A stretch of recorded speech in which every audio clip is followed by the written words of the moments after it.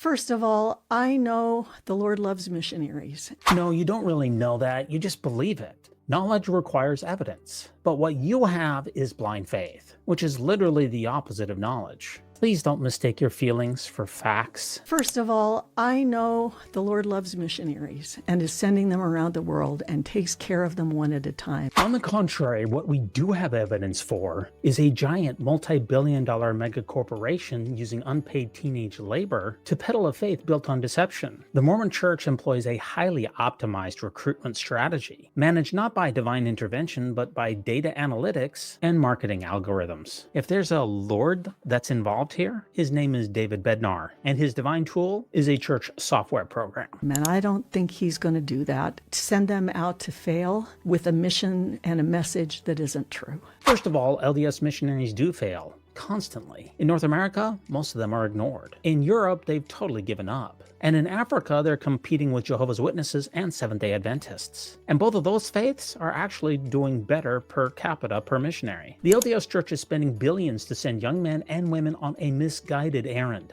convincing impoverished people in far-flung locales to tithe to a trillion-dollar organization. If that's a success, I'd hate to see failure. I was inoculated with anti-church literature by a Sunday school teacher when I was in high school who was reading this stuff and would teach us about it so we'd know that this is out there, don't panic. Ah yes, inoculation. Because interacting with reality is like catching a disease. It's funny how Mormonism is so fragile that even exposure to factual information requires an immune response. Maybe instead of inoculating members against actual history, the church could just, tell the truth. And I started reading a lot more of some stuff that was coming out, and I was just horrified at some of the things I was reading, and I was like, wait a minute, this can't be right. This is horrible. I was just really upset by it. What Wendy really means here is that she finally encountered the facts that the church had shielded from her. And when that happens, trust me, the cognitive dissonance hits hard. When you've built your entire life on believing in sanitized fairy tales, reality is horrifying. And the knee-jerk reaction is typically denial. Because if the church lied about that, well, then what else has the church lied about? I was struggling.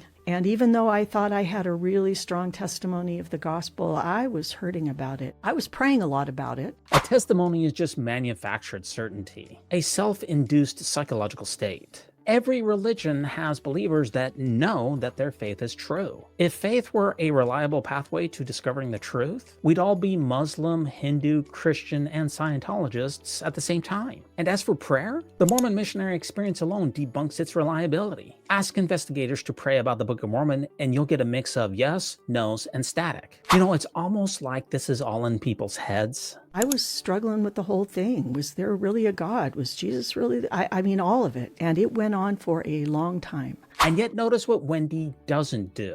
She doesn't even look for external evidence, historical validation, or logical reasoning. Instead, she's about to solve this existential crisis with feelings. As if warm fuzzies can erase scientific contradictions, blatant racism, and documented fraud. As I say, I didn't worry about the church not being good. The whole "the church is good" argument is completely irrelevant to its truth claims. For instance, if voodoo practitioners were objectively the kindest and most generous people on earth, would that make animal sacrifice and spiritual possession true?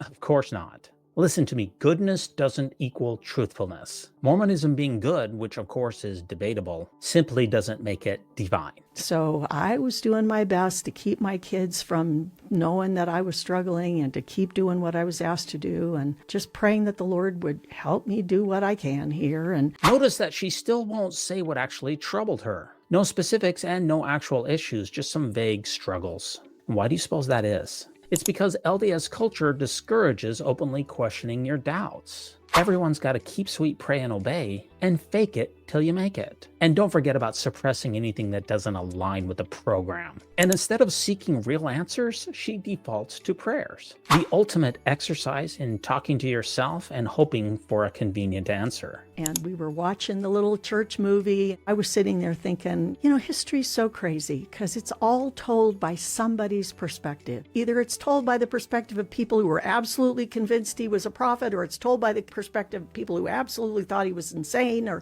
Ah yes, the classic fake binary. Either Joseph Smith was a prophet or he was insane. She doesn't allow the idea that he was a misguided genius, or a charismatic con artist, or as Dan Vogel postulated, a pious fraud, all of which explain his actions better than divine commission or mental illness. And I remember sitting there thinking, I wish I'd known him. I wish I could have known for myself. And all of a sudden, in my mind, clearly, after years now of getting nowhere with this question, I felt Joseph Smith standing next to me. What in the actual I felt Joseph Smith standing next to me saying, Wendy, you know me.